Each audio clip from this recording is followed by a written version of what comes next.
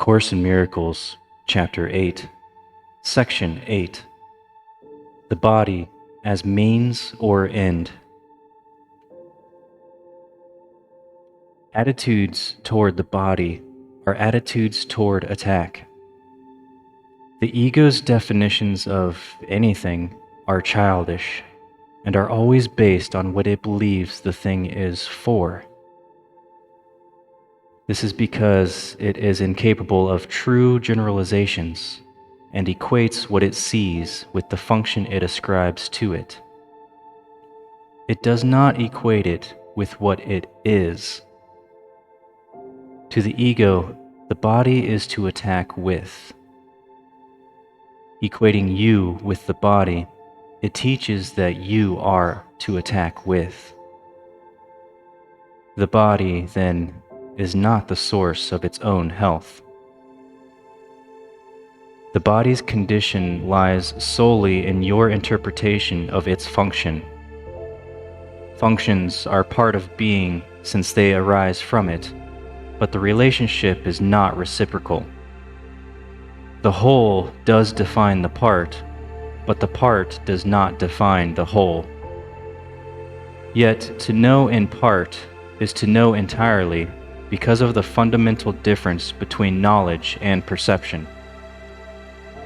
In perception, the whole is built up of parts that can separate and reassemble in different constellations. But knowledge never changes, so its constellation is permanent. The idea of part-whole relationships has meaning only at the level of perception, where change is possible. Otherwise, there is no difference between the part and whole.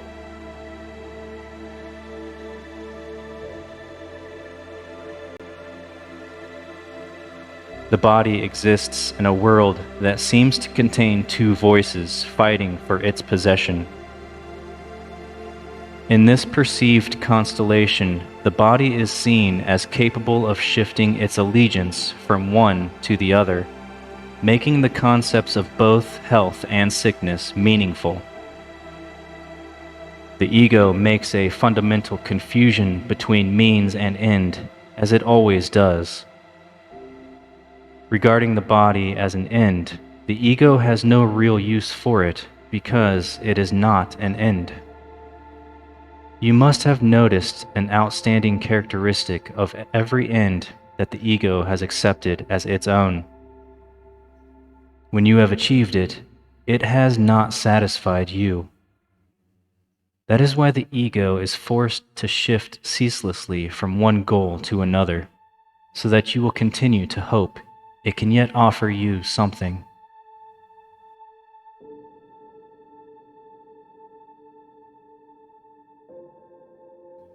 It has been particularly difficult to overcome the ego's belief in the body as an end, because it is synonymous with the belief in attack as an end.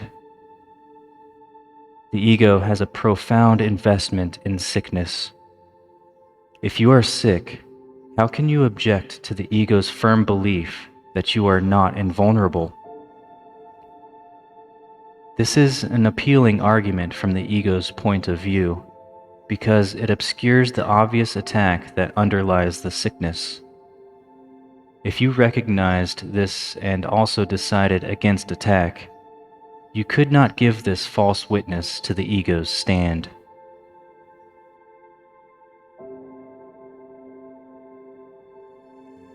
It is hard to perceive sickness as a false witness, because you do not realize that it is entirely out of keeping with what you want.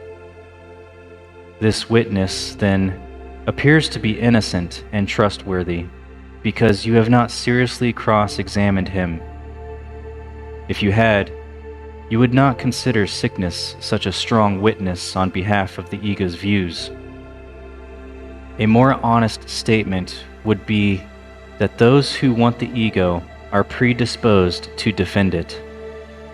Therefore, their choice of witnesses should be suspect from the beginning. The ego does not call upon witnesses who would disagree with its case, nor does the Holy Spirit. I have said that judgment is the function of the Holy Spirit, and one He is perfectly equipped to fulfill. The ego, as a judge, gives anything but an impartial judgment. When the ego calls on a witness, it has already made the witness an ally.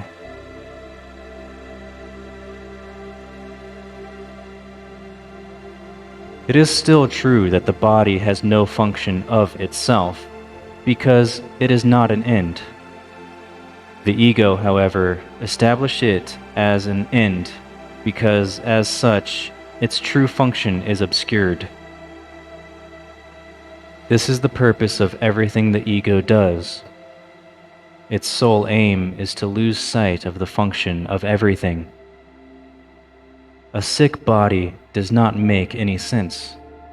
It could not make sense because sickness is not what the body is for. Sickness is meaningful only if the two basic premises on which the ego's interpretation of the body rests are true: that the body is for attack, and that you are a body. Without these premises, sickness is inconceivable.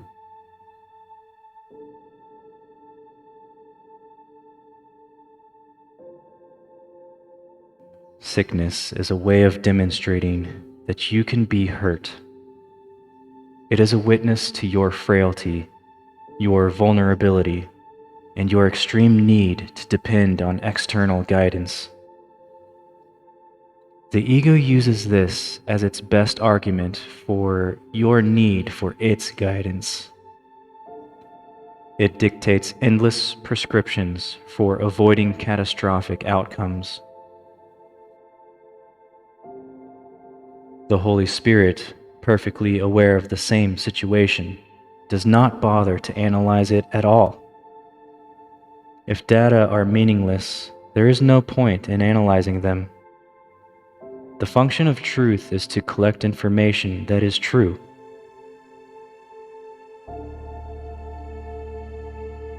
Any way you handle error results in nothing. The more complicated the results become, the harder it may be to recognize their nothingness. But it is not necessary to examine all possible outcomes to which premises give rise in order to judge them truly.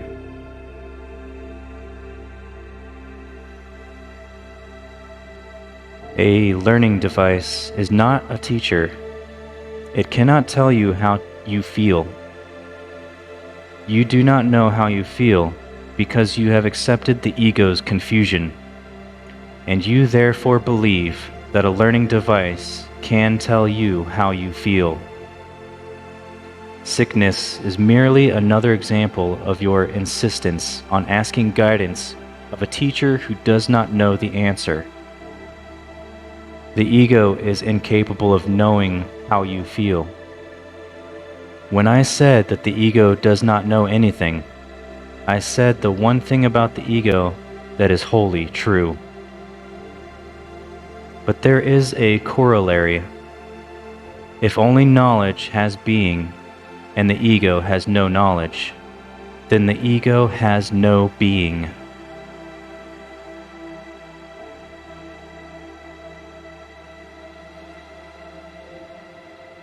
You might well ask how the voice of something that does not exist can be so insistent. Have you thought about the distorting power of something you want, even if it is not real? There are many instances of how what you want distorts perception. No one can doubt the ego's skill in building up false cases, nor can anyone doubt your willingness to listen until you choose not to accept anything except truth. When you lay the ego aside, it will be gone. The Holy Spirit's voice is as loud as your willingness to listen. It cannot be louder without violating your freedom of choice, which the Holy Spirit seeks to restore, never to undermine.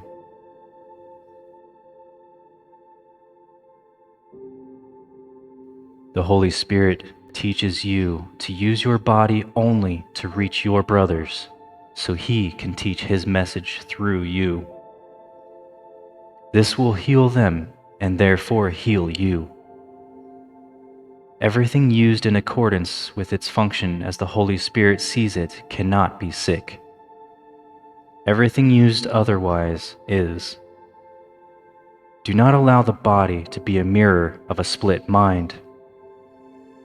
Do not let it be an image of your own perception of littleness.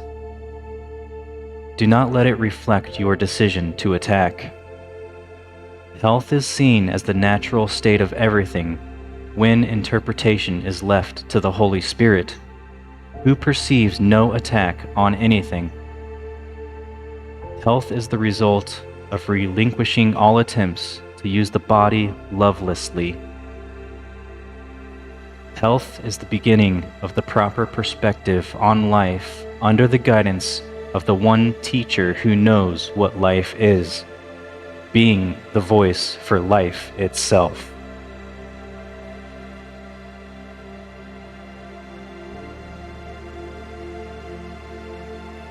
This concludes Section 8.